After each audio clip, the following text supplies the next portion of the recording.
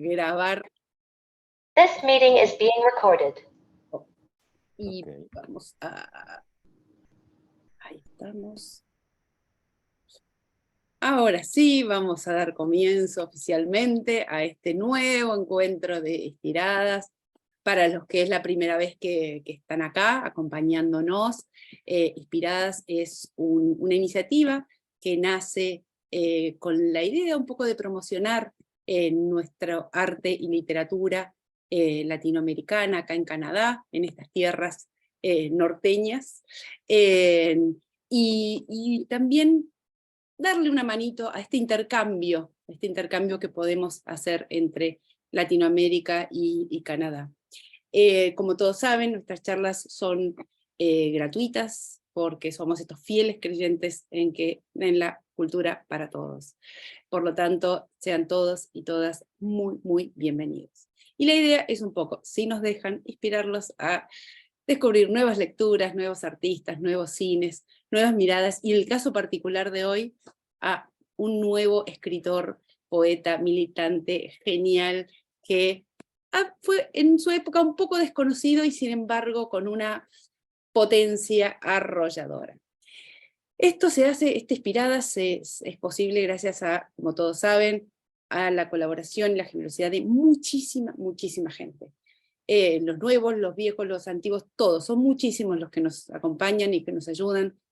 Esto sería imposible sin la generosidad, en particular, de algunos que nos acompañan desde el día 1, el Consulado General de Argentina en Toronto, el HCHC, el Toronto Art Council, nuestros amigos de Correo Canadiense, de Diálogos Online, de Casta Latina, los de Cuéntame un Libro, que tienen un programa en YouTube precioso, con charlas y entrevistas también a escritores. Mañana van a tener una entrevista al lector y guionista mexicano Guillermo Arriaga, no se lo pierdan, búsquenlo en las redes, que es un placer enorme escucharlos. Y a mucha, mucha gente, y en especial el día de hoy a Viviana Santibáñez, que es la fundadora de la organización Vivir Latinos LGBT acá en Toronto. Ellos realizan una tarea impresionante, impresionante, con todos los de la comunidad recién llegados a Canadá, ayudándolos en el proceso de establecerse en estas gélidas, gélidas tierras, ofreciéndoles, como yo digo siempre, una mano muy, muy cálida, que es la mano de Viviana. Gracias, Vivi, gracias por acompañarnos hoy. La verdad que te admiramos y todo lo que podamos colaborar con ustedes siempre es muy, muy placentero. Y por supuesto a todos y a todas los que con un like, con un compartir nos acompañan. Yo no sé, Juan, cuánto hace que venimos soñando con esta charla, ¿no? Pero nos hace muy, muy felices de hoy poder meternos en la vida y la obra de Néstor Perlonguer, sobre todo porque va a ser un encuentro bastante particular, porque no vamos a hablar solamente de poesía, sino de militancia, de compromiso social, de mucha solidaridad, así que la verdad que estamos muy, muy ilusionados con esta charla.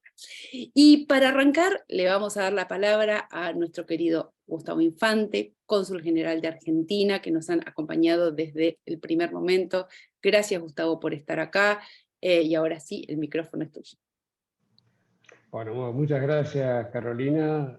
Como siempre, es realmente un gusto estar compartiendo con ustedes estas actividades y realmente estar asociados en particular en estas fechas, porque, bueno, ustedes han hecho todas las referencias y van a seguir ahora con la exposición de Juan, referido a la importancia que tiene desde el punto de vista de la literatura Perlonguer. Pero yo quiero hacer una reflexión sobre los 40 años de democracia ininterrumpida en Argentina.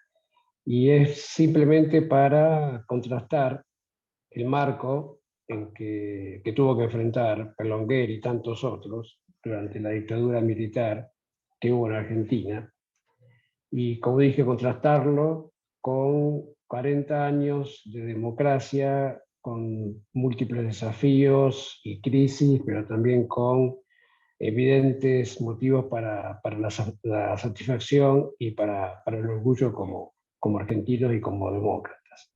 Así que las palabras de bienvenida hoy están orientadas justamente a que tengamos presente también esa perspectiva, para recordarlo, para celebrarlo, porque son cuentas, un poco de matemáticas, pero son aniversarios que tenemos que recordar siempre, y me parece que en este marco, y un personaje, un autor literario de esta categoría, es más fuerte aún por su producción y por su vida, más fuerte aún la vinculación. Así que, de nuevo, muy agradecido, un saludo a todos, y bueno, interesado en escuchar a Juan. Muchísimas gracias, Gustavo, muchísimas gracias de corazón. Es verdad, este año, estos 40 años de democracia que también nos llenan mucho de orgullo después de haberlas pasado bastante bravas, y celebrando, comenzando este mes del orgullo acá en Canadá y en varias partes. También viene muy bien la mención. Muchísimas gracias, Gustavo. Y vamos a ir al encuentro de Néstor Perlonguer, y lo vamos a hacer, por supuesto, para los que no lo conocen, de la mano más que amorosa de nuestro querido poeta Juan Fernando García. Dije que iba a leer rápido la bio de él, pero contarles que nació en Necochea, que escribió libros como La Arenita, Todo, Ramos Generales, Morón, Sobre el Carapachay, Temporales, Frente al Bosque de Pinos, y el último que se llama Charo, precioso, lo he recomendado 300 veces el libro, ya lo sé, pero por favor corran a comprarlo. También compiló zoológicos, también es editor del proyecto Muchos Libros Felices junto a Fabián Muggeri, y por cierto, hoy paso muchísimos avisos, quiero que lo sepan. Fabián Muggeri acaba de lanzar la preventa de un precioso libro sobre los 20 años de diseño gráfico en la Argentina, que es una recopilación exquisita de lo que pasó en términos de diseño gráfico desde el 2000 hasta 2020, así que también corran a comprar. Sí, seguimos con Juan. En el 2003 participó de la residencia artística acá en Banff, acá en Canadá, con la beca obtenida por la Fundación Antorcha. Es docente del taller de poesía de la Cátedra Genovese, y trabajó también junto a Roberto Mangel en la Biblioteca Nacional, hoy, Mariano Moreno, desde el 1995. Voy a sacarlo a 1995 porque te hace re viejo, Juan, y no sos viejo. Porque me delata la edad. Desde hace un muchos años que montón, doy taller. desde hace un montón que da talleres de lectura y escritura en ámbitos oficiales y privados. Ha sido jurado de la premiación de Genopoesía del Fondo Nacional de las Artes. Colaboraciones sobre literatura y arte aparecen periódicamente en medios nacionales. Desde el 2020, gracias a una inmensa generosidad que tiene, está a cargo de muchísimas charlas inspiradas sobre literatura latinoamericana. Gracias Juancito por estar con nosotros. Así que, como todos saben, acá no tiene nada que ver las libertades individuales. Los voy a mutear a todos para que no haya problemas con el sonido. Y ahora sí, Juan, somos todas tuyas. No, el resto. Bueno, gracias, Caro, una vez más. Gustavo Infante, muchas gracias también. Bueno, es una fecha muy particular, como decía Caro, hace por lo menos 2 años que pensamos en esta charla, y que por supuesto, cuando empezamos a pensar en este año, después de haberla tenido también a Diana Vélez, y también entraba dentro de la conmemoración también del mes del orgullo, que eso tiene que ver más con una fecha que quizás a los argentinos no nos resulta tan exacta, digamos, por las cuestiones, digamos, de agenda también, digamos, en el sentido de que en la Argentina la Marcha del Orgullo, en Buenos Aires la Marcha del Orgullo, la principal Marcha del Orgullo del país, es en el mes de noviembre. Por otras variables, las primeras marchas del orgullo fueron en consonancia con las del mes de junio. Pero digo esto porque para nosotros la celebración de eso, del mes del orgullo está un poco corrido. Pero que igualmente, digo, Perlonguer entra perfectamente en este mes. Yo le decía a Caro, voy a decirlo vulgarmente, ¿no? Es como si llenara todos los casilleros, ¿no? Digo, por su participación política. Yo voy a hacer una charla dividida en 2 partes. Una que tiene que ver, por supuesto, con un aspecto más que relevante de Perlonguer, sobre todo para quienes no lo conocen o quienes lo han escuchado o lo han leído o lo han escuchado mencionar en relación con la poesía, como lo han destacado Caro y también Gustavo, digamos, una figura importantísima de la poesía argentina. También acá, no recuerdo el nombre de Susana, ahí está Susana, que dio una referencia que lo conoció en una agencia de publicidad, por lo tanto le vamos agregando otros, de Fogwill, que además fue su primer editor. Digo, bueno, eso es como abrirnos el camino, abrirnos la puerta a otras posibilidades. Es muy probable que haya alguien acá que también lo haya conocido, por lo menos algún compañero, lo veo Eduardo Mileo, con quien compartió sello editorial, ¿no? Entre los 80 y principios de los 90. Así que Eduardo Mileo es uno de nuestros poetas más importantes, además lo subrayo, ya que está acá, además, y me siento muy honrado que estén los amigos de la poesía que están.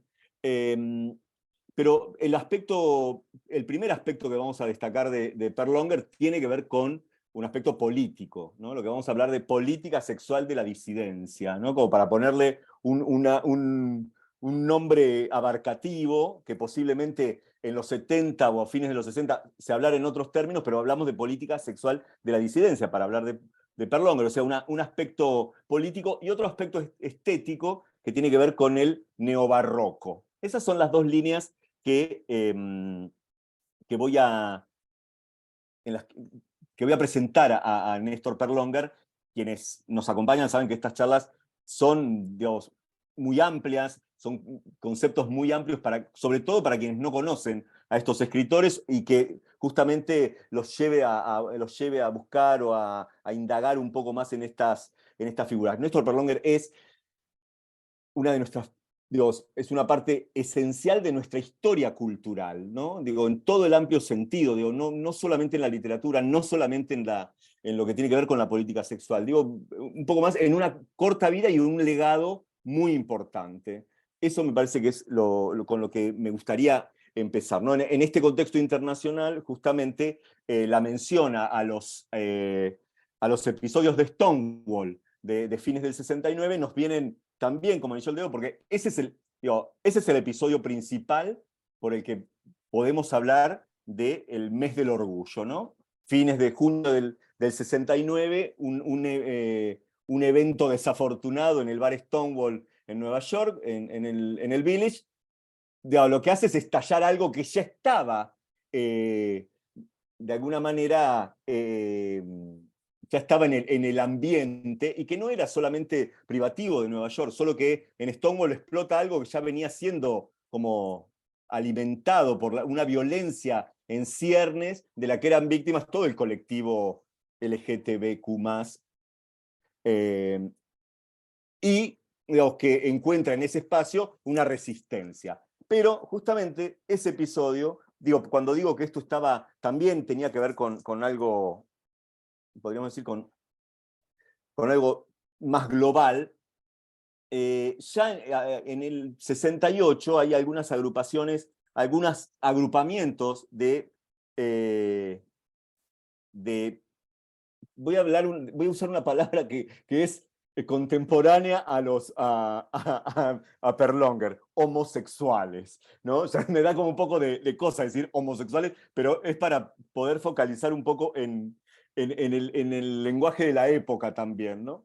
En el 68 se conforma Nuestro Mundo, que es podríamos reconocer como la primera agrupación de homosexuales de raíz obrera, sindical, marxista, que tiene una figura tutelar ahí que es Héctor Anavitarte, que vive en España, Anavitarte, además, que va a aportar su granito en el 71 cuando se conforme el Frente de Liberación Homosexual. El Frente de Liberación Homosexual en la Argentina tiene como esa fecha inaugural que es el 71 y que aúna lo que venía de Nuestro Mundo.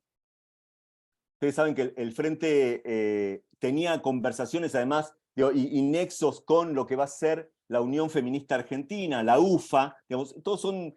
Y pensemos que en el concierto internacional, lo que llamamos la segunda ola del feminismo, ya está llegando y seguramente llegaba a través de escritos, lo mismo que el movimiento de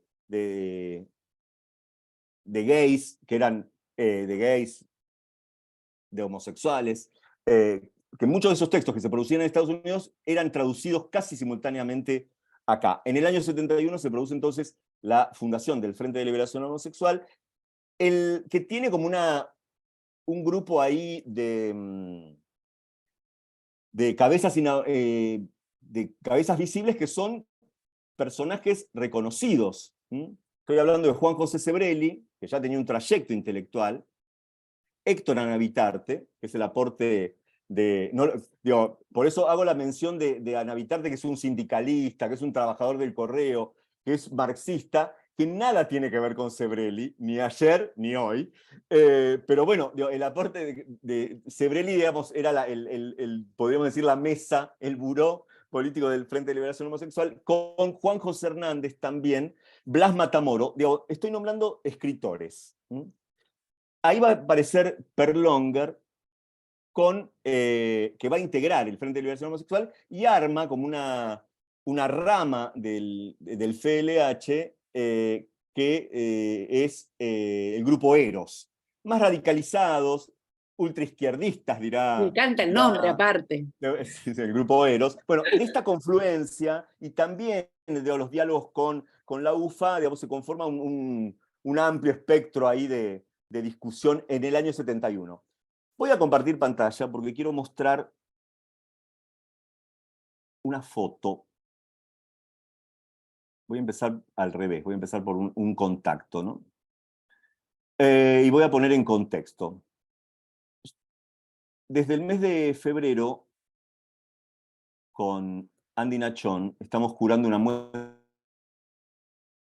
en el Museo del Libro y de la Lengua. Me encantaría que esto se vea pantalla completa. Vamos a ver si lo logro.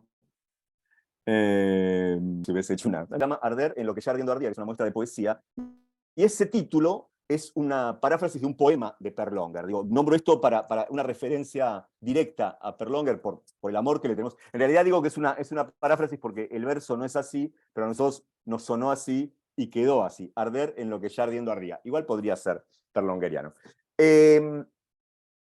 Hace 15 días, en el mismo Museo del Libro y de la Lengua, que pertenece, para quienes no saben, es un museo que depende de la Biblioteca Nacional, se inauguró una muestra que se llama Amorales. Es una muestra de archivo, un archivo periodístico, de archivo de la prensa popular, que es el subtítulo de Amorales, que es el archivo del grupo al que pertenece el diario Crónica, porque no me acuerdo cómo se llama, es un grupo que viene de los 60, es un archivo que empieza a mediados de los 60 hasta los 90. El diario Crónica es un diario muy popular, con un cariz muy amarillista, el diario, en épocas mejores y peores, y todo el grupo de diarios, por ejemplo, el diario Así, que era un diario de los 70, que también tenía... lo que la muestra registra y lo que muestra recoge son los titulares que hacían referencia a las travestis o a los homosexuales, con un hecho muy contradictorio, que es, por un lado, muchos de esos titulares eran una burla, pero a su vez eran los únicos medios que mostraban también los asesinatos, las muertes de los travestis en la Panamericana, digamos. En esa contradicción también, cuando hablamos de periodismo popular, entra el grupo del diario Crónica. Esta foto que ven acá, ese señor de pullover de dos colores, es Néstor Perlonger, que está en la redacción del diario porque van a hacer una nota que, como podrán ver, esas rayas negras son las es un contacto, ¿no? Era un contacto ampliado, pero que le dejaron esas marcas, que era el encuadre de la foto. Bueno, la foto que finalmente sale en el diario es esta. Temores y deseos del homosexual argentino, tenía como título reportaje exclusivo al Frente de Liberación Homosexual. La revista sí había entrevistado a estos dos, yo no pude dar en ningún medio, alguien lo debe saber, pero no pude dar con el nombre de las dos personas que acompañan al muchachito, como recordaba Susana, chiquito, ¿no? Flaquito, chiquito, que era Néstor Perlonger, que en el año 71 tiene 22 años. Ahí me fui. Perdón, Juan, Sí, sí, creo que no es... Ahí está, ahora sí estamos viendo. No había pasado la pantalla, ¿En Juancito. serio? Lo pasé yo y no se vio. No se Mirá. vio, ahí se ve. ¿La ven? Temores y el deseo, ahí se ve. Bueno, esa era la foto, esta era la foto anterior, gracias. Ahí lo ven. Yo porque no quería ver la barra cosa, pero no importa. Y ahí es la foto que queda, digamos, ¿no? Bueno, para mí fue como muy impactante ver esta foto. No conozco muy bien la foto de... Ahí sí, ¿me fui? Sí. Está bien ahí. Perdón. No, ahí me tengo que dejar de compartir pantalla, ¿no? Ahí está. Digo, empecé con esta foto porque me pareció además como muy impresionante. La foto del diario la conozco porque aparece, bueno, en muchas publicaciones sobre Perlonger o sobre la historia del Frente de Liberación Homosexual está esa foto. Él había llegado y, digo, las malas lenguas como la de Sebrelli dirán que Perlonger les roba un poco la parada a estos intelectuales, digo, y además porque el Frente empieza a pensarse en la calle, ¿no? Digamos, esta mesa directiva con Sebrelli, Juan José Hernández, cuya pareja, José Bianco, era el que traducía algunos textos, no quieren tener mucha participación pública, digamos. Todavía, digo, pueden aparecer, pueden firmar algunos comunicados, y Perlonger, digo, piensen en la sigla, ¿no? Frente de Liberación Homosexual. Entonces la idea de la liberación instalada, digamos, desde la política, posiblemente, digo, no quiero ser como no decir una bestialidad, pero digo, en la ola que la Revolución Cubana había traído, o en los aires que la Revolución Cubana de fines de los 50 había traído a Latinoamérica como posibilidad, con la conciencia que tienen los homosexuales de la época, de lo que la Revolución Cubana había hecho con los homosexuales, igualmente hay una posibilidad, digamos, de salir a la calle y por lo menos acompañar las luchas populares. Entonces, esta agrupación tan heterogénea, el Frente se constituye de extracciones marxistas, trotskistas, peronistas, de clase trabajadora, de estudiantes universitarios. Perlonger era un estudiante universitario que viene de Avellaneda, de una familia obrera, ¿no? Y posiblemente ese margen también sea el que constituye algo no solo del pensamiento político, sino también de la obra de Perlonger. Pero quiero decir, Perlonger viene de militar en la universidad en lo que va a ser el Partido Obrero. Acá me va a ayudar, si no, justamente Eduardo. Política obrera, perdón. Milita en política obrera, que después va a ser, estoy diciendo bien, ¿no? Que después va a dar al PO, Sí, al Partido sí, es Obrero. política obrera que después se va a convertir en el Partido Obrero. Bien, ahí milita el jovencísimo estudiante de letras. En realidad él estudia letras y después termina recibiéndose de sociólogo, abandona la carrera de letras. Pero ese estudiante de sociología es el que Susana seguramente, o ya recibido, perdón, porque ya se ha recibido, es el que se acerca es uno de los trabajos que tiene durante la dictadura en la agencia de Fogwill, ¿no? Bien. Se llamaba Facma. ¿Cómo se llamaba? Facma. Mira, no sabía el nombre. Bien, entonces, y en el año 73, es un año clave para el Frente de Liberación Homosexual porque hace su primera aparición pública. Tiene dos apariciones en el 73. Una es en la asunción de Héctor Cámpora. Hay una anécdota muy graciosa que es que ellos van con una pancarta, digo, que quizás cuando googlean Frente de Liberación Homosexual es la primera que aparece, porque no hay tanta foto grupal, digamos, y porque además es un grupo reducido, que dice, para que reine en el pueblo el amor y la igualdad, que es una frase de la marcha peronista, ¿no? Para que reine en el pueblo el amor y la igualdad, Frente de Liberación Homosexual, escrito a mano, escrito en la casa de alguien sobre una sábana, llevado por estos... ¿Cómo? Disculpa, Juan, para los que no están muy familiarizados con el movimiento peronista es el partido asume, que surge con el general Juan Domingo Perón y gobierna en Argentina, y a partir del año 45 todos pueden googlear y se enterarán de todo lo que ha pasado desde esa Porque época. si no nos metemos Y- en un berenjenal del Claro, carajo. pero para hacer una Bueno, no, pero referencia, digo, que es está uno bien. de los partidos mayoritarios de la Argentina, que tiene con muchísima historia, como para dar un contexto para los que no son de Argentina. No creo que igual que nadie sepa lo que es peronismo. No seas tan argentino, que puede ser que la gente no sepa.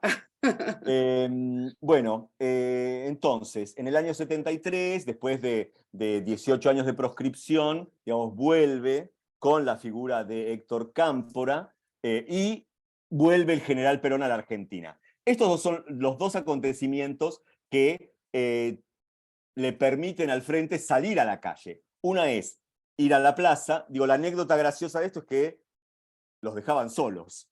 Se nota el espacio vacío alrededor de esa pancarta que dice para que reine en el pueblo el amor y la igualdad.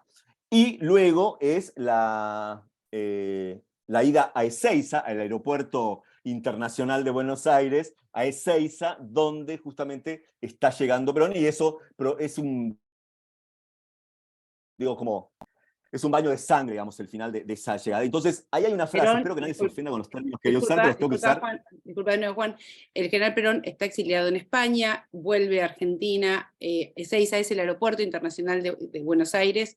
Cuando llega, se arma un tole-tole enorme, donde hay mucha violencia, un berenjenal, como dice Juan, de sangre, sudor y lágrimas. Y es una fecha muy icónica para el movimiento peronista, porque ahí me están explicando que algunos no sabían qué era el peronismo, Juan, por eso estoy explicando esto. Que googleen si tienen una compu, que googleen.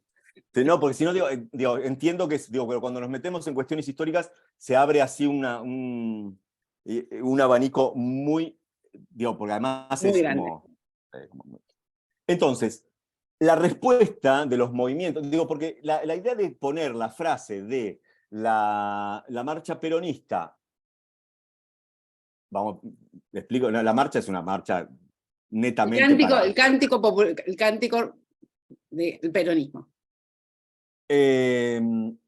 Sí, ponen esa frase, justamente tiene que ver con la necesidad de sumarse a un movimiento que ya estaba en la calle, pero que también tenía una división muy grande dentro del mismo peronismo, ¿no? Entonces, no les sale tan bien esa jugada. Cuando van a Ezeiza, aparece un canto, lo voy a decir como era dicho, y espero que se pueda entender. Sí, bueno, lo tengo que decir tal cual. No somos putos, no somos faloperos, es decir, no son drogadictos, somos soldados de FARC y Montonero, que eran dos agrupaciones armadas de raíz peronista.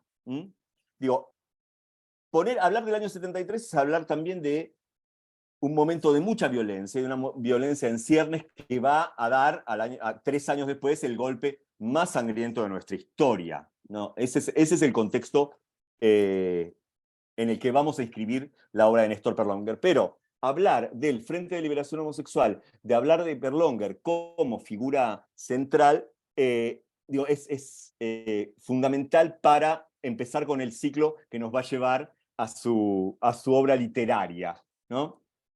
Golpe del 76, por supuesto, se disuelve el Frente de Liberación Homosexual, se dispersa, se van muchos al exilio, otros desaparecen. El destino de una parte enorme de la militancia de esos años. Y Perlonguer se queda trabajando, hace distintos trabajos, trabaja como encuestador, como muy bien lo dice Susana, y en el año 80, a instancias de 1980, a instancias de Fogwill, de Rodolfo Enrique Fogwill, que fue mencionado, era el dueño de la agencia, tiene un sello que se llama Tierra Baldía, y publican su primer libro, que se llama Austria-Hungría. Ese primer libro, En Tierra Baldía, es el inicio de la carrera literaria. Y un año después ya Perlonger se va a San Pablo, tiene un título universitario que le va a permitir comenzar un doctorado en la Universidad de Campinas, en la ciudad de San Pablo, en Brasil. Y ahí comienza otra etapa en su vida, y por supuesto la política pasa a otro espacio, que es el espacio de la escritura, no el de la militancia. Pero sí los textos que escribe apuntalan su ideario político. Bien, vamos a entrar ahora a la poesía. Para hablar de la poesía tenemos que hablar mínimamente del neobarroco. Si el barroco es un movimiento que tiene su fecha... Vueltas. Sus vueltas. Además de sus vueltas, si el barroco tiene su fecha en el siglo XVII, el neobarroco es una vuelta que tiene también su momento inaugural en Cuba, a partir de una figura tutelar que es José Lezama Lima. El neobarroco en Lezama Lima es una reescritura de Góngora, del barroco de Góngora. Si yo me meto ahí, no salgo, ¿eh? Así que No. voy a llegar al neobarroco. Sobrevolá eso. Va a ser como... Es muy difícil, digo, de verdad, digo, como entrar en Góngora es como en un universo que me vean... pero, digo, el concepto, o la definición o el rótulo de neobarroco lo acuña Severo Sarduy, también escritor cubano, gay, que desarrolla buena parte de su carrera en Francia como editor de Gallimard. Y él escribe un ensayo que se llama Barroco y Neobarroco a principios de los 70, que es como una especie de manifiesto sobre esto. Porque digamos, claramente él es un heredero de Lezama Lima. Digo, lo nombra Lezama Lima porque justamente hay hasta el cuarto libro de Perlonger se llama Parque Lezama, en un doble juego entre Parque Lezama, un parque de la ciudad de Buenos Aires, de la zona sur, cercano a San Telmo de Buenos Aires, y también un homenaje desde los poemas a José Lezama Lima. Sarduy, en ese ensayo, lo que hace es hacer una especie de anclar en la tradición literaria latinoamericana de los 60 y abre a podríamos decir, una metodología de lectura. Para él, el neobarroco no es una poética, como podríamos definir el barroco, sino él habla de máquina lectora. A partir del neobarroco se puede leer y releer la tradición, un modo de releer el arte moderno y no una forma específica del arte. Eso es una diferencia importante. Esa máquina de lectura, dice Sarduy, o que inventa Sarduy, en su ensayo, es una máquina de reinvención del presente. Entonces, cuando nosotros vemos la obra ¿cómo podríamos aplicar esto a la obra de Perlonger? Perlonger toma motivos tan extraños como podría ser Austria-Hungría, pero también para velar lo que está diciendo sobre su propio territorio. Y eso con todos los territorios. Por eso, esa idea del margen, alguien que había nacido en Avellaneda, pero que también circula por los márgenes mismos de la literatura, no es el centro. Hay algo que lo define, hay un libro de ensayo que se llama Lumpen Peregrinaciones. Lo lumpen, no sé si tiene traducción, pero lo lumpen, la idea del lumpen, como también desde el margen, esa mirada es la que desarrolla Perlonger. A ver, dice Sarduy que el método de lectura, de esta máquina de lectura, no puede sino profesar el anacronismo, pues el presente, desde la perspectiva de Sarduy, una vez arruinado el origen, es un tiempo siempre heterogéneo, dice, y solo legible arqueológicamente. Y ahí entonces entra la parafernalia de términos del neobarroco perlongeriano, que son referencias a otros tiempos, a otros consumos, a otros consumos culturales. Y entonces el neobarroco nunca va a construir una tradición, sino una invención temporal de formas de la contemporaneidad. ¿Mm? Es, dice Sarduy, una tentativa, una posibilidad. A ver, esto es muy general, pero lo vamos a ver en algunos textos luego de Perlonger. Y cuando llegamos a Perlonger hay una variación sobre el término neobarroco, o barroco-neobarroco, que es el neobarroso, de barro, barroso. ¿Mm? Sarduy dice que el neobarroco y el neobarroso es un nudo geológico, una construcción móvil y fangosa, de barro. ¿Y qué dice Perlonger? Esto es una cita de Perlonger. Dice, si el barroco del siglo de oro se monta sobre un suelo clásico, el neobarroco carece, ante la dispersión de los estilos contemporáneos, de un plano fijo donde implantar sus garras. Se monta, pues, a cualquier estilo. La perversión, diríase, puede florecer en cualquier canto de la letra.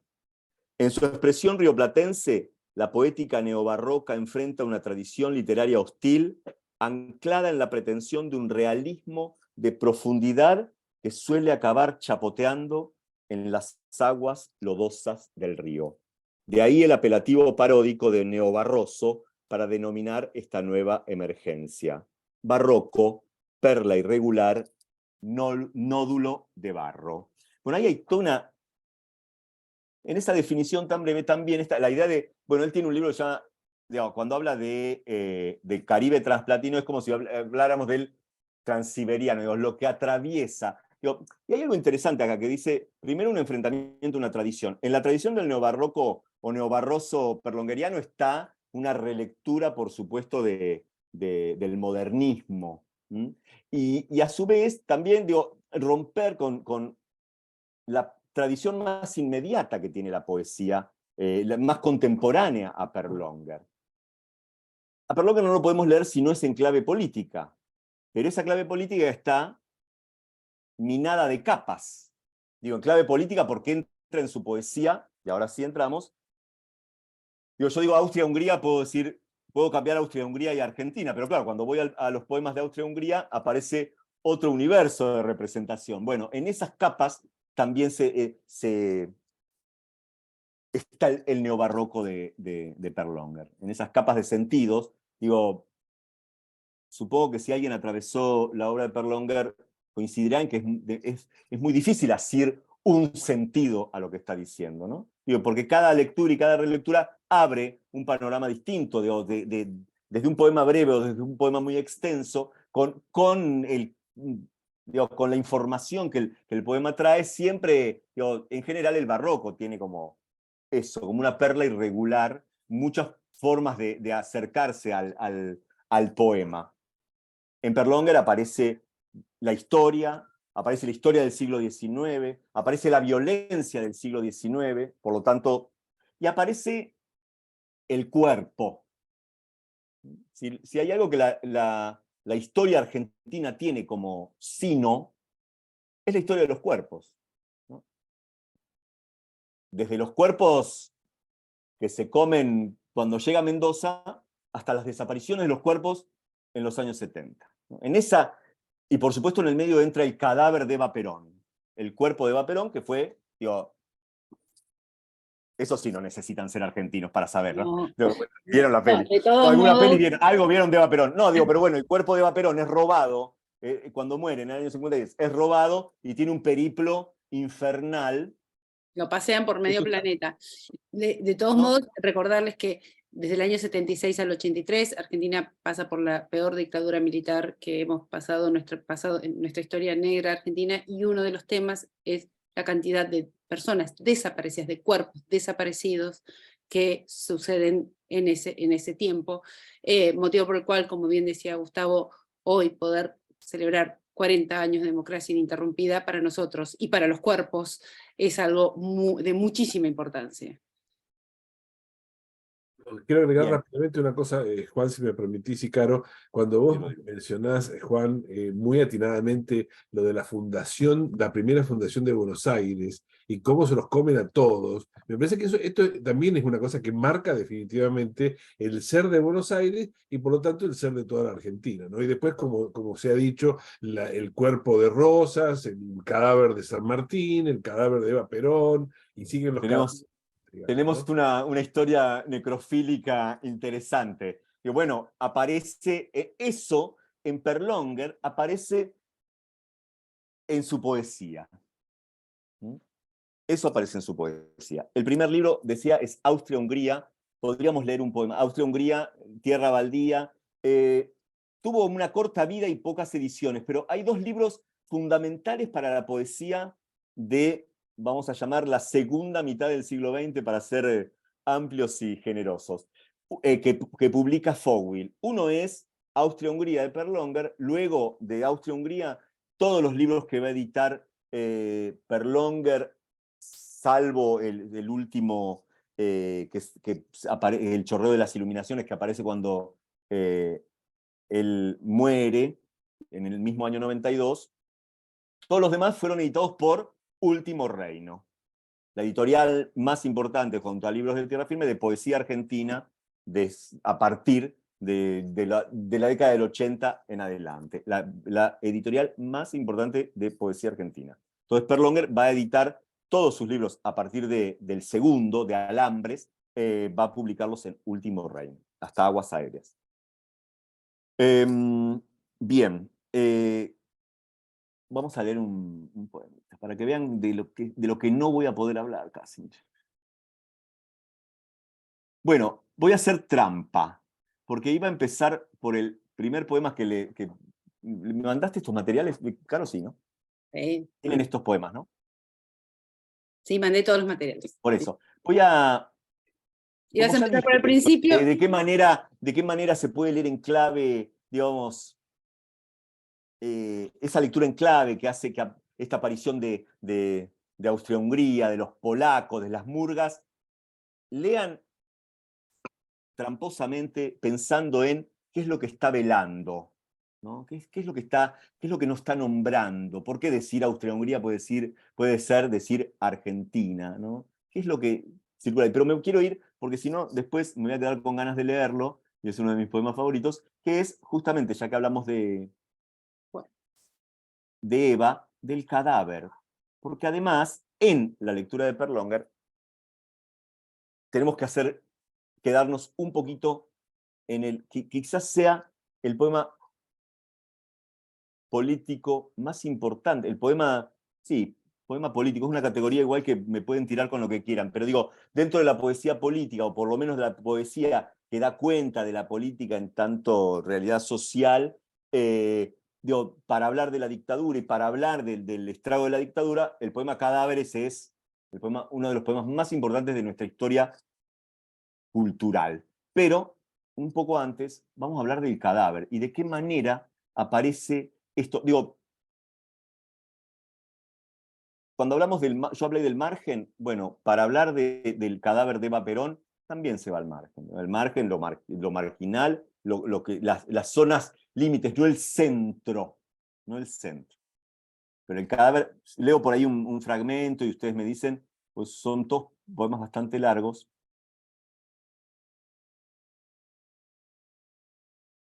Puedo leer un comienzo, si quieren. Ahí lo ven, ¿no? Sí, perfecto. No voy a hacer otra vez la pavada que hice de verlo con pantalla completo, porque si lo ven ahí.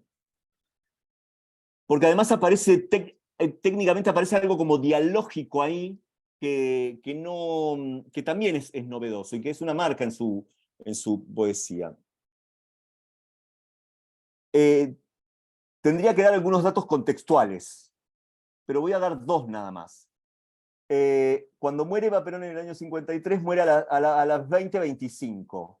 Y durante desde el momento que muere hasta la caída de Perón el golpe a Perón en el 55, las radios oficiales a las 20:25 mencionaban que había sido que la señora María Estela Martínez, no, ¿cómo era? Eva Duarte de Perón, que fallido, Eva Duarte Perón había entrado en la inmortalidad. Inmortalidad.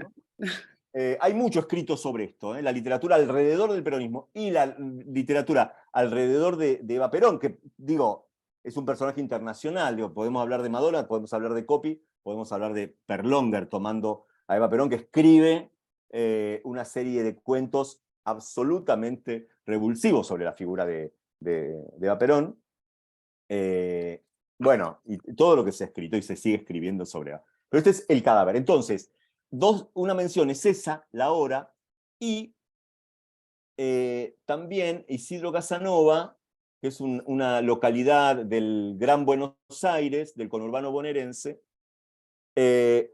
y ¿cómo se llama? No me sale ahora bueno, ahora lo voy a decir. Voy a decir otra cosa más, que es, bueno, la localidad que se dicen que vista de arriba tiene la forma de la cabeza de Eva Perón y el rodete. Todo eso, el rodete de Eva Perón, que es un emblema, casi es un ícono de la figura de Eva, que es reproducida como iconografía también, aparece por acá. ¿Por qué no entré por el pasillo? ¿Qué tenía que hacer en esa noche a las 20:25 horas en que ella entró por Casanova, donde rueda el rodete? ¿Por qué a él, entre casillas de ojos viscosos, de piel fina y esas manchitas en la cara que aparecieron cuando ella, por un alfiler que dejó su peluquera, empezó a pudrirse, por una hebilla de su pelo, en la memoria de su pueblo? Y si ella se empezara a desvanecer, digamos, a deshacerse, ¿qué diré del pasillo entonces? ¿Por qué no, entre cervatillos de ojos pringosos y anhelantes, agazapados en las chapas, torvos, dulces en su melosidad de peronistas, si ese tuvo, y qué de su cureña y 2 millones de personas detrás, con paso lento, cuando las 20:25 se paraban las radios, yo negándome a entrar por el pasillo, reticente acaso, como digna, por él, por sus agitados ademanes de miseria entre su cuerpo y el cuerpo yacente de Eva, hurtado luego, depositado en Punta del Este o en Italia o en el seno del río, y la historia de los 25 cajones. Vamos, no juegues con ella, con su muerte, déjame pasar, anda, ¿no ves que ya está muerta? ¿Y qué había en el fondo de esos pasillos sino su olor a orquídeas descompuestas, a mortajas, arañazos del embalsamador en los tejidos? Y si no nos tomáramos tan a pecho su muerte, digo, y si no nos riéramos entre las colas de los pasillos y las bolas, las olas, donde nosotras no quisimos entrar en esa noche de 20 horas en la inmortalidad, donde ella entraba por ese pasillo con olor a flores viejas y perfumes chillones, esa deseada sordidez, nosotras siguiéndola detrás de la cureña, entre la multitud que emergía desde las bocas de los pasillos, dando voces de pánico, y yo le pregunté si eso era una manifestación o un entierro. Un entierro, me dijo. Entonces vendría solo, ya que yo no quería entrar por el pasillo para ver a sus patas en la mesa de luz despabilando. ¿Acaso pensé en la manicura que le aplicó el esmalte Revlon? ¿O en las miradas de las muchachas comunistas, húmedas sí, pero ya hartas de tanta pérdida de tiempo? Ellas hubieran entrado por el pasillo de inmediato y no se hubieran quedado vagando por las adyacencias, temiendo la mirada de un dios ciego. Una actriz, así dicen, que se fue de los toldos con un cantor de tangos, conoce en un temblor al general y lo seduce, ella con sus maneras de princesa ordinaria, por un largo pasillo, muerta ya. Y yo, por temor a un olvido intrascendente, a un hurto, debo negarme a seguir su cureña por las plazas, a empalagarme con la transparencia de su cuerpo, a entrar, vamos, por ese pasillo donde muere en su féretro. Bueno, voy a dejar acá, ustedes lo van a completar, para así puedo leer otras cosas. Bueno, ahí está, primero mucho de lo que podríamos entender más transparente en Perlonger, porque más allá de los datos, claro, para un lector argentino y un lector de nuestra generación, digamos, quizás más joven tiene que hacer otro tipo de búsquedas, hay referencias muy concretas, y que son las referencias que tienen que ver con el mito, Eva, el mito del cuerpo, su lugar de procedencia, ¿no? El mito, y en Perlonger es el mito a favor y en contra, digamos, ¿no? Para decirlo de alguna manera, digamos, bueno, como todo mito, digamos, la conciencia del mito en Perlonger es que puede decir lo más banal, lo más profundo, lo más sórdido o lo más luminoso del personaje. ¿Quería decir algo, Caro? Perdón. No. Te seguía. Y a su vez, digamos, en esa impronta, digamos, instalar esa imagen del cuerpo de Eva, también, digamos, visto desde otro punto histórico. Hablábamos de la ruptura de la tradición, digamos, eso que decía, el neobarroco no instala un presente, ni tampoco la idea de pasado, sino que eso puede ir y volver entre el presente y el pasado para pensar en algo, podríamos decir una lectura o transmutada o ahistórica. Y eso está en todo este primer libro, además, Los polacos y el cadáver. Claro, yo menciono el cadáver, un libro de 1980, en el año 81 se va a San Pablo y empieza a viajar a Buenos Aires una vez por año y cuenta el mito, que en un viaje de regreso a San Pablo, imagínense, ¿cuánto? ¿36 horas de viaje? 1000 horas. Quizás 30 seguro, escribe esto que digo yo, creo yo, que es uno de los poemas más importantes de nuestra historia literaria, que es Cadáveres. Entonces ahí voy a ir al comienzo de Cadáveres. Cadáveres trabaja sobre la acumulación heterogénea también, y con una repetición, casi como un mantra, casi como un estribillo, ¿sí? Que hace que refuerce esta idea de los cadáveres. Y en el año 82, que por supuesto, o entre el 81 y el 82, Perlonger tiene clara conciencia, y los que viven afuera de la Argentina también, algunos de los que viven adentro, por supuesto también, de lo que está pasando, ¿sí? De lo que estaba pasando, con la desaparición de los cuerpos. Por supuesto que ya en el año 81-82 empiezan a aparecer hay algunos episodios de apariciones de cuerpos NN, de tumbas NN también. Vamos con Cadáveres. Vamos con cadáveres. Para quienes damos, sobre todo porque cómo trabaja Perlonger el listado, ¿no? No es cómo trabaja el listado de la idea de, hoy hay mucho de la poesía de jóvenes, voy a hablar como un viejo, pero de jóvenes, trabaja con la lista, nombrar, ¿no? A veces hacia un buen destino, a veces solo por nombrar. Bueno, hay que leer a Perlonger de arriba y abajo para ver qué hacemos con las listas. Miren esto, ¿eh? Ahí vamos. Allá. Perdón que se me mezclan los cadáveres. Las pantallas, ahí estamos. Cadáveres. Este es larguísimo. Si quieren, bueno, por supuesto lo van a leer completo, pero lo tienen para leerlo. Y también pueden googlear en YouTube. Exacto. Aparece la lectura de Perlonger de este poema. Hay un audio con claro. Perlonger leyendo Es esto. Se lo vamos a mandar una vez que termine el encuentro con el material adicional, le mandamos el link el audio ese que es precioso. Último Reino editaba algunos cassettes, ¿no? Y ahí está la lectura de Cadáveres de un lado y otros poemas del otro lado, pero tenemos la posibilidad de escucharlo a Perlonger, su voz, su tono. bajo las matas, en los pajonales, sobre los puentes, en los canales, hay cadáveres.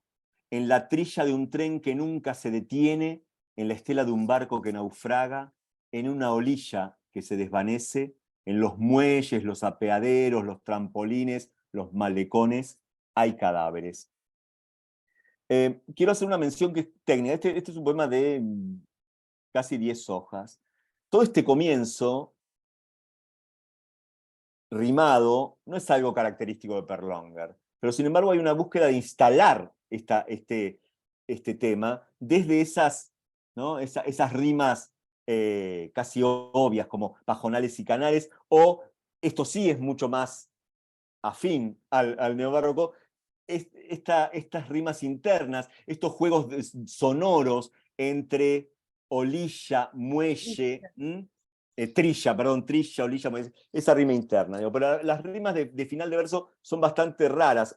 Es como si además empezara una música a la que tenemos que entrar también. Esto después se desvanece, pero en este comienzo es muy marcado. En las redes de los pescadores, en el tropiezo de los cangrejales, en la del pelo que se toma, con un prendedorcito descolgado, hay cadáveres. En lo preciso de esta ausencia, en lo que raya esa palabra, en su divina presencia, comandante, en su raya, hay cadáveres. Esto es una mención al Che Guevara, ¿no? Y a la canción de En su divina presencia, comandante Che Guevara. No sé cómo se titula. Hay una referencia concreta, pero dice: en su divina presencia, comandante, en su raya hay cadáveres. En las mangas acaloradas de la mujer del pasaporte que se arroja por la ventana del barquillo con un bebito a cuestas, en el barquillero que se obliga a ser garrapiñada, en el garrapiñero que se empana en la pana, en la paja, ahí hay cadáveres. Miren cómo mezcla, ¿no? Estos términos de distintos, juega con las palabras entre el barquillo, en realidad que es como un barco, el barquillero, que es acá el que vende golosinas en el espacio público, digamos, para definirlo de alguna manera, el garrapiñero, la garrapiñada, es como en la pana, en esas A que van abriendo. Todo es por supuesto es para quedarnos, pero días en este poema. Precisamente ahí, y en esa richa de la que deshilacha, y en ese soslayo de la que no conviene que se diga, y en el desdén de la que no se diga, que no piensa, acaso en la que no se dice que se sepa, hay cadáveres. Empero en la lingüita de ese zapato que se lía disimuladamente al espejuelo, en la correíta de esa hebilla que se corre sin querer en el techo, patas arriba de ese monedero que se deshincha como un buón, y sin embargo en esa ¿cómo se escribía? ¿De qué más? Con todo, sobre todo, hay cadáveres. ¿Ven cómo se empieza eso que aparece como un jueguito, como una música? Empieza a densarse. Hay cadáveres en todos lados. Pero se empieza a densar la escritura, ¿no? Las imágenes se nos vuelven cada vez más opacas, es como no son tan fáciles de hacer ni siquiera en los juegos de palabras, ¿no? Perlonger exige que leamos palabra a palabra, ¿no? Eso también es interesante. Como Que no cada te podés palabra, perder, salteaste una palabra en lectura y a su rápida vez, y tenés que volver. y a su vez hay un montón de palabras que nos suenan extrañas, que hay que ir al diccionario, hay que tener un diccionario al lado también en muchos términos, ¿eh? O porque son antiguos o porque son de un uso de otro orden, de otra disciplina. En el tepado de la que se despelmaza febrilmente, en la menea de la que se lagarta en esa yedra, inerme en el despanzurrar de la que no se abriga apenas, sino con un saquito y en potiche de saquitos y figurines anteriores, modas pasadas como mejas muertas, de las que hay cadáveres. Se los despanza divisantes flotando en el pantano, en la colilla de los pantalones que se enchastran símilmente, en el ribete de la cola del tapado de seda de la novia que no se casa porque su novio hay cadáveres. En ese golpe bajo, en la bajez de esa mofleta, en el disfraz ambiguo de ese buitre, la seta de las azaleas encendidas en esa oscuridad, hay cadáveres. Está lleno, en los frasquitos de leche de chancho con que las campesinas agasajan sus fiolos, en los fiordos de las portuarias y marítimas que se dejan amanecer como a escondidas con la bombacha llena, en la humedad de esas bolsitas, bolas que se apisonan al movimiento de los hay cadáveres. Bueno, voy a dejar acá. Digo, la lectura a Perlongue me lleva acá 14 minutos, así que digo, hacemos un... Pero por lo menos para quienes no conocen a Perlongue y por supuesto con la liviandad con la que podemos entrar a un texto al que podemos dedicarle, pero seminarios, ¿no? Pero digo, para que entiendan esa lógica de los términos, de cómo trabaja la imagen también, ¿no? Porque sobre esa repetición, ese estribillo solo lo va a usar, digo, en sus composiciones no es una forma que él repita.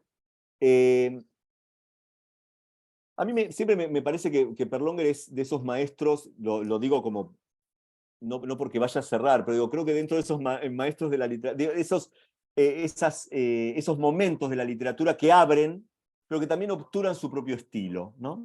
Lo hemos dicho alguna vez de Borges, digo, replicarlo a Perlongue es escribir como un Perlongue al cuadrado, lo cual no creo que resulte muy atractivo, ¿no? Lo mismo que los ensayistas de la obra de Perlongue, que digo, Perlongue trabaja sobre un esquema teórico que tiene, sobre todo a partir de los 80, sobre todo la figura de Deleuze, de Gilles Deleuze y de Guattari. De hecho, va a ser quien reciba a Guattari entonces, digo, de hecho, posiblemente uno de los libros más importantes de Deleuze y Guattari sea El Antiedipo, que es una lectura fundante, que además para pensar esta idea de la política sexual de la disidencia, que es un terreno hiperteórico. Bueno, reponer a Perlongue desde la teoría muchas veces resulta en muchos textos que lo analizan como una especie de duplicación de su discurso, lo cual lo vuelve mucho más difícil de comprender.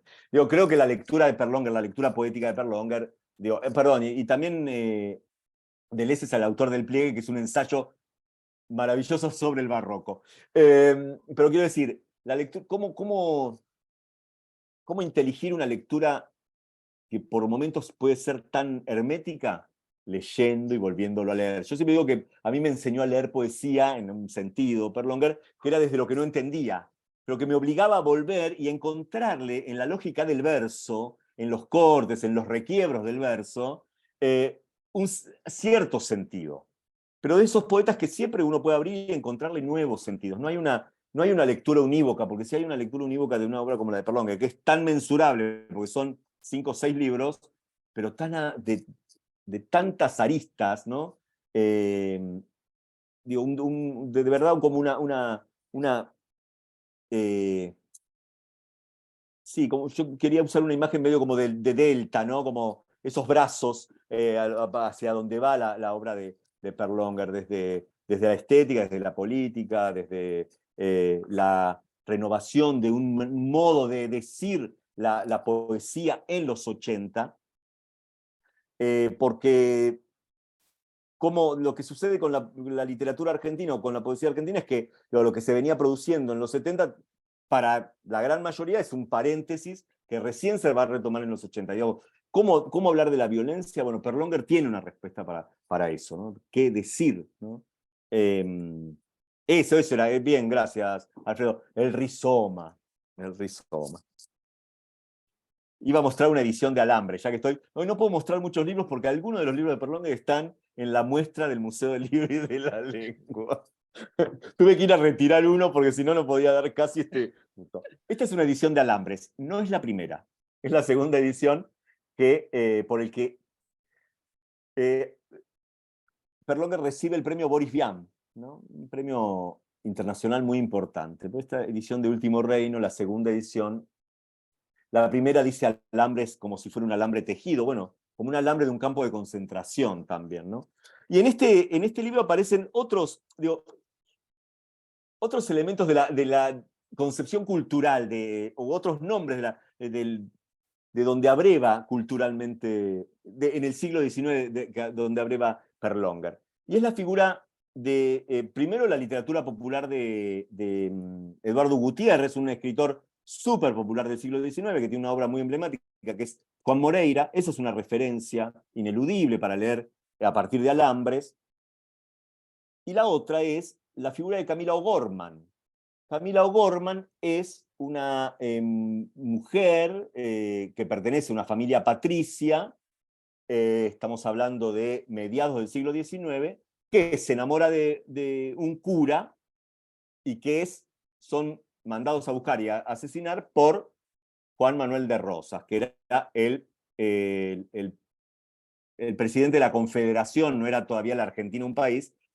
Y lo que es interesante en Perlonger, que toma la figura de Camila, que va a tener una película y todo, pero digo, que lo toma a partir de un texto literario, que es una novela de Enrique Molina, que se llama Una sombra donde sueña Camila O'Gorman.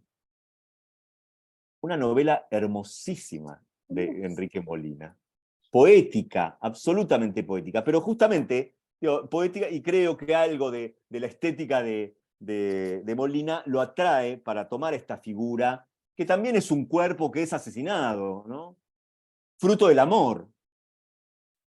Porque de también, mujer digamos, y un amor prohibido, o sea, un amor amor prohibido. prohibido, pero el libro de Molina es eso, es el gran, el gran canto de amor de estos dos personajes, del cura Ladislao y de Camila O'Gorman.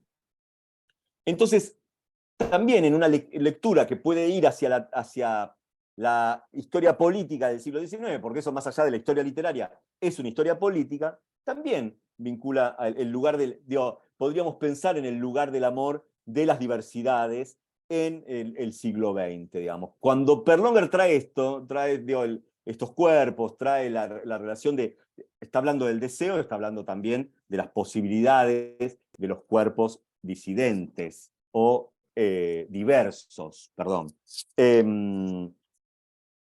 Después de Alambres, va a escribir un ensayo, que es el primer ensayo en la Argentina sobre el SIDA, que se llama El fantasma del SIDA. Un ensayo que escribe en Brasil y que se traduce como El fantasma del SIDA. Él ya ahí está enfermo y esto es demoledor para él.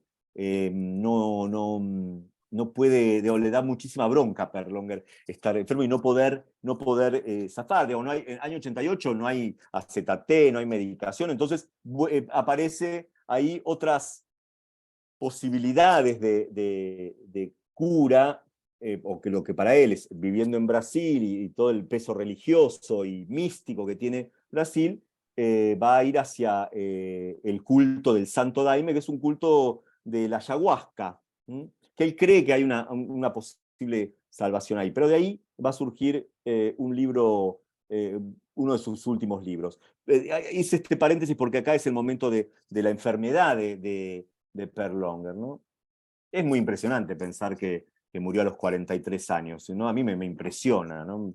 Después de Alambres va a aparecer Hule, también en Último Reino, una etapa muy parecida a esta. Ese sí quedó del lado de la biblioteca hasta fin de mes. Para esta época, en el año 89, él tiene una frecuencia de viajes. Viene, se encuentra con algunos amigos, es amigo de Arturo Carrera, de Tamara Kamensain, Reinaldo Jiménez, y Hugo Sabino. Y aparece en El Porteño, una publicación alternativa, digamos, de esos años, un cuento dividido en 3 partes que se llama Evita vive. Le ponen una bomba a la redacción del Porteño por ese evento. Evita vive es un cuento revulsivo realmente. En el 90 aparece Parque Lezama, perdón, yo dije que había editado todos en Último Reino. Parque Lezama lo edita en Sudamericana. Sudamericana, cuando editaba Sudamericana Poesía, año 1990, Parque Lezama. Luego de Parque Lezama viene Aguas Aéreas, que ese es el libro, que ese sí lo edita Último Reino. Es un un libro místico. Son visiones de la ayahuasca, digamos, lo que produce. Eso, las visiones que... Estamos hablando del éxtasis acá, ¿no? Del éxtasis no místico, sino fruto de la ingesta de la ayahuasca. Bueno, también místico, claro que sí. Y luego, ya enfermo, ya en el año 92 va a aparecer este librito que se llama Chorreo de las Iluminaciones. Esta es una edición casi como una plaqueta, ¿no? Una edición breve, abreviada, de lo que después va a ser el libro completo, pero es su último libro. Esto lo edita una editorial de Venezuela que se llama Pequeña Venecia, una editorial que ya no existe. Y en Chorreo de las Iluminaciones aparece uno de los poemas más terribles sobre la muerte. Pero antes de eso, quería ir hacia un costado un poquito más gracioso de Néstor. Digo, porque yo hablé de cómo el estribillo de Hay cadáveres, bueno, solo se va a repetir en el último libro, o lo va a mantener como formalmente, como esta repetición, este estribillo, en un poema que se llama Canción de la muerte en bicicleta, donde justamente lo que repite es ahora que me estoy muriendo, ahora que me estoy muriendo. Una clara conciencia del final, por supuesto. Está enfermo, sabe que no hay cura, pero es muy impresionante como esa letanía, digo, como en el Hay cadáveres, ahora que me estoy muriendo, ahora que me estoy muriendo. Pero hice una muy mala copia, pero como acá hay gente que nos sigue, Caro, hace mucho, no se va a Y nos extrañar que haga perdona un estas montón de cosas. deformidades. Nos perdonan a todos, nos perdonan, son re buenos, nos No. perdonan un montón de cosas, así que no te preocupes. Como una especie de chiste, a ver dónde tengo, acá. Quería hacer quería hablar como también para entrar para quienes quieran entrar a la obra de Perlonger, no solo la poesía, porque justamente no solo la poesía nos lleva a Néstor. Hay un libro de ensayos, una compilación de ensayos, que se llama Prosa Plebeya, editado por Coligüe, editorial argentina.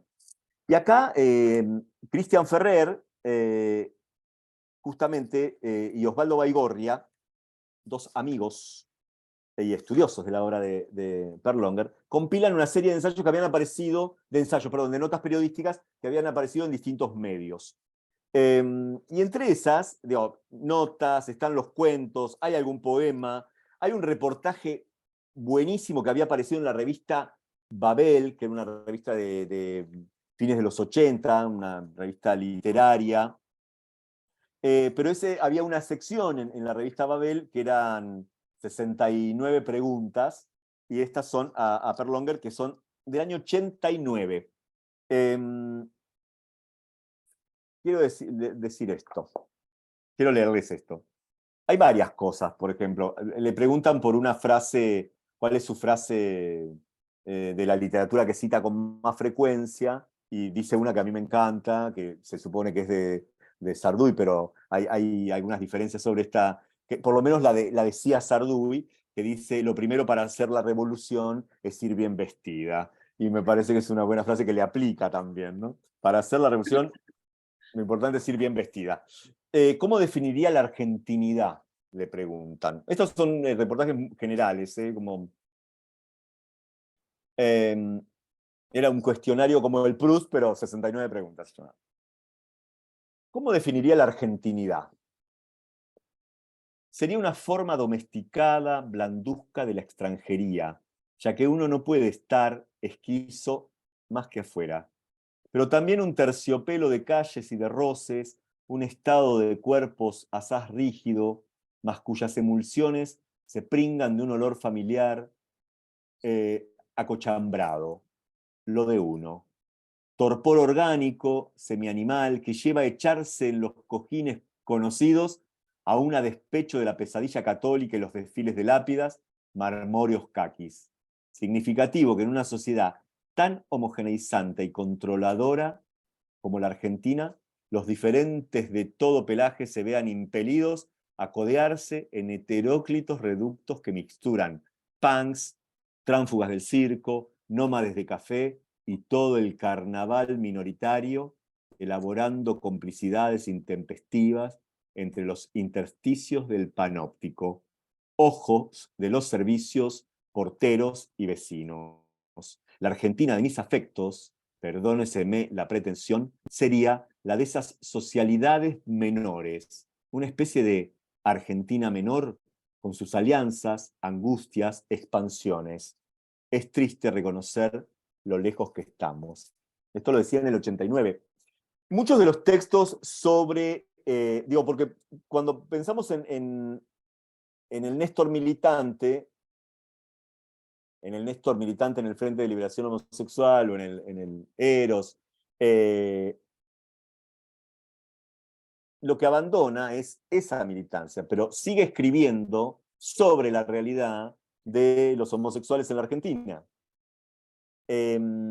Porque justamente hasta el año 88, decimos que en el 83 es la vuelta a la democracia, pero hasta el año 88 persisten en la Argentina, y la ciudad de Buenos Aires es como un eje para eso, los edictos policiales, que permitían llevar, las travestis tienen infinidad de anécdotas sobre esto, pero también por circular. Berlónger era muy afeminado, podríamos decir, un término muy poco simpático, pero era afeminado, como podía aparecer con una capelina en Corrientes y Callao para provocar cierta tensión, pero eran llevados por eso, por ser homosexuales, por estar en la calle, por aparentar, porque le pareció al otro, digamos, ¿no? Entonces los edictos... De algún modo él también arma como toda una campaña sobre este rescate del hombre afeminado, de algún modo. Claro, la marica. Empieza a marcar en esta como discusión entidad, acerca de los ¿no? travestis transexuales, sí. Entonces es como... sus textos apuntan a eso, ¿no? Y tiene una fuerte mirada política sobre toda la realidad en la Argentina, no solo la guerra de Malvinas. En estos ensayos en prosa plebeya hay un recorrido ahí muy interesante y algunos homenajes también, como el texto de Puig, ¿no? Preguntan acá si se sabe por qué no vuelve a la Argentina, Juan. Bueno, supongo que porque había encontrado su lugar en San Pablo, no sé, la verdad, como... también es verdad que eso, encuentra su lugar. El vínculo con el Santo Daime es un vínculo férreo y de mucho tiempo, porque él intenta en algún momento irse a París también, pero vuelve porque no puede. Y también es verdad que hasta por lo menos el año 80 y pico, 87, está haciendo su doctorado y trabaja en Campinas y encuentra un lugar de pertenencia con algunos argentinos, como el editor de Iluminuras, encuentra algunos pares ahí, y viaja todo el tiempo igual, viaja una vez por año por lo menos, o 2 veces por año viaja. No sé si hay otros motivos, más que de la salud y también lo laboral. La tesis de antropología que desarrolla, que escribe en Campinas, es sobre la prostitución masculina. Acá Celina pone que efectivamente escribió lo del ensayo sobre la prostitución masculina. Juan, estás compartiendo pantalla, ¿vos lo tenés claro? Sí, lo tengo, pero me enganché con otra cosa, porque por ahí voy a terminar con eso. Este es el ensayo, esta es la edición. En realidad, el título en portugués, miren que justamente para alguien que con tanta atención sobre... Este es un libro que aparece en castellano, sí, también rioplatense en el año 93. Y en portugués, por eso dije en portugués, el año anterior o 2 años antes. O negocio do miché. Miché es un término que sería como, ¿cómo sería? Taxiboy. podría ser.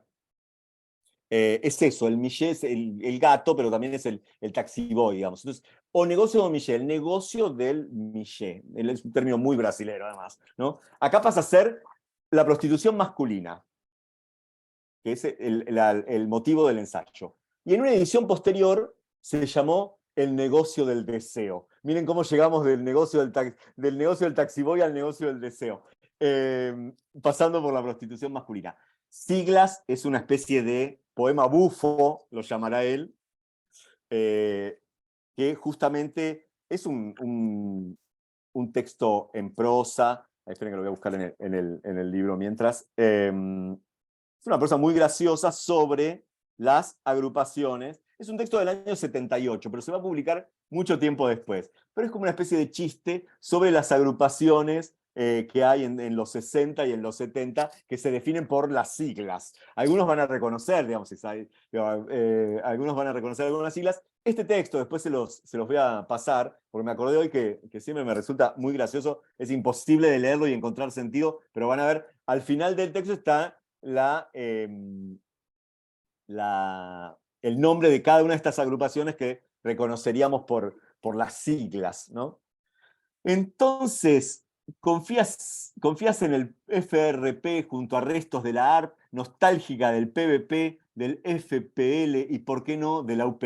Pero no conseguías olvidar las deliciosas reuniones del Malena. Eran los tiempos en que el FRIP se fusionaba con Palabra Obrera para formar el PRT. Secesiones sionistas fundarían PO. De paso por Lim Tau fuiste a dar en el FA y en esa noche de los bastones largos optaste por EA, posteriormente EAA. Fanatizada por la guerrilla agraria, partiste hacia Formosa y en el camino un joven estudiante a la sazón contacto de LBR, tanto te entusiasmó con el PCCNRR. Era una época en que el revolucionarismo de los grupos se medía por el número de consonantes de sus siglas.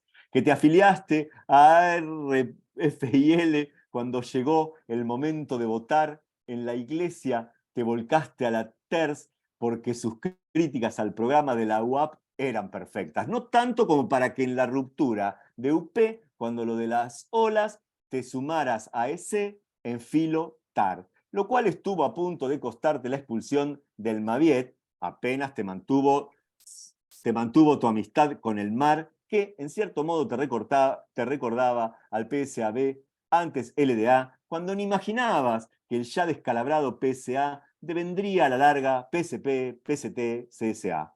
¿Acaso fue a partir de la lectura de un material del CIR escrito por un ex del EGP que comenzaste a revalorizar el rol del MNRT cuando hasta ser del PEN era tenido por sospechosamente cómplice del SUD, la CGU? Nadie pudo entender tu reivindicación del MLFL, un grupo tan ridículo como la UJ o la UPI. Tan solo algunos férreos militantes del POT que levantaban desde hace tantos años las consignas del POBS. Por ello, en la escisión de la CGTA, se te vio tan afín a las 62, anticipando de alguna manera tu adhesión a la línea del Jaén, que más de uno te creyó cogida en las espesas redes de la RF, en el contexto algo tan siniestro como montarse al MIR en la fractura de Ucri. Te hiciste tan compinche de los adolescentes de la UES y paralelamente tan adicta al FOEP, que no hubiera extrañado que llevara los panfletos del PECIN al mitin del ET. Fue allí cuando por una disputa personal con un cuadro del MAP tuviste esos desafortunados encuentros con BC, con que solo lograste enemistarte tanto con los núcleos obreros del PT, cuyo apoyo bien te hubieran servido para enfrentar la desviación del MARA, que aquellos prefirieron la postura de la JSA en la cuestión del CAR antes de que la LIR, aliada al Luche, desbancara al Tupac, cuando ya se venía el apogeo del CEP de la CA. Pero con la derrota de Citrac, recalaste en CENAP definitivamente hostil al PCR y aún al PRC. No dejaste por eso de vigilar de manera las intrigas del FRA, ni de atacar, oculta en el control de una acción del CD, los planteos ultristas de TC respecto de la FAL y tan fiel al PB, que en lugar de treparte alegremente al camión del Frejuli, junto al MNI y al PPC, quisiste echar a gritos a un viejo carcamán del PSP, de una UV, de la FARC, perdiendo así tus últimos enlaces con el MOR, y tras la disolución del CPL, se volvió tan difícil combinar tu íntima simpatía por el GOR y más por el FR, con la loca aventura del PA aliado al 22, que aceptaste esas charlas ominosas con las bases de EO en ese mismo bar donde tu compañero del PCML, que estaba haciendo entrismo en LC, rompió contigo en medio de la crisis del FAS. Bueno, y ahí están. El autor agradece la colaboración de las siguientes organizaciones, que son todas esas, entre el 60 y el 70, ¿no? Todo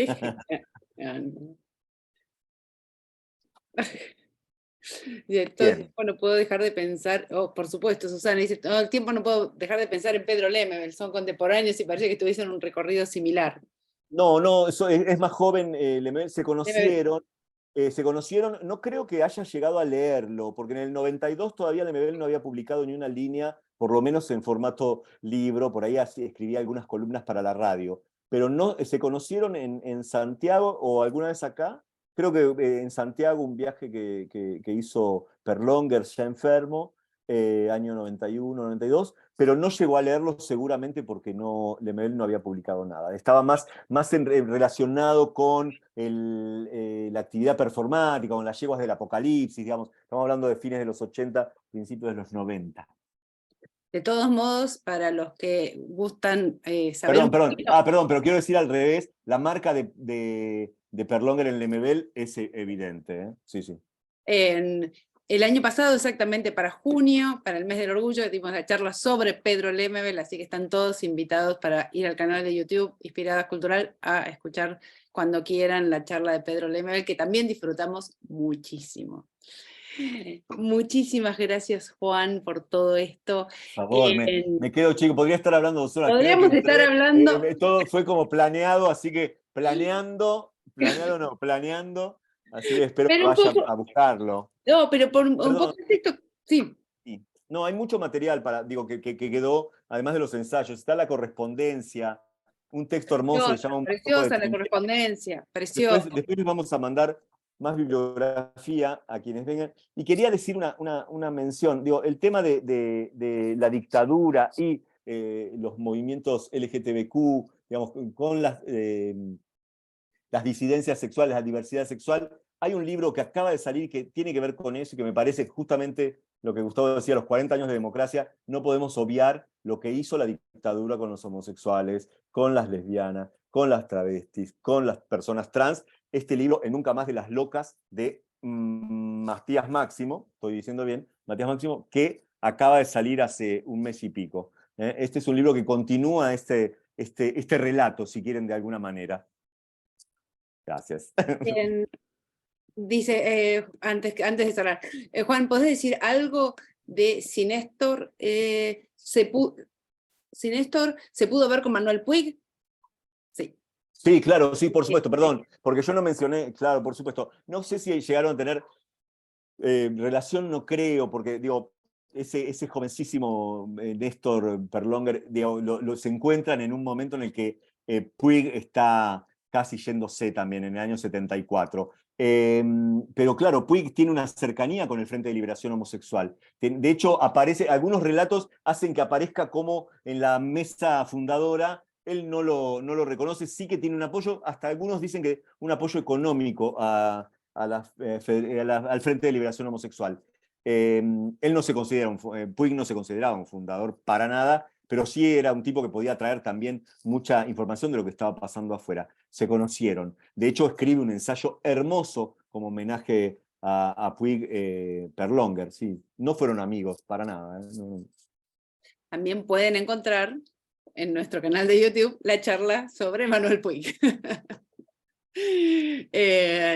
Sí, y realmente un poco la idea de Inspiradas, como decimos siempre, es inspirar a estas nuevas lecturas. O sea, nosotros abrimos pequeñas ventanitas y después el trabajo de ustedes es bucear e investigar, googlear en las nuevas lecturas.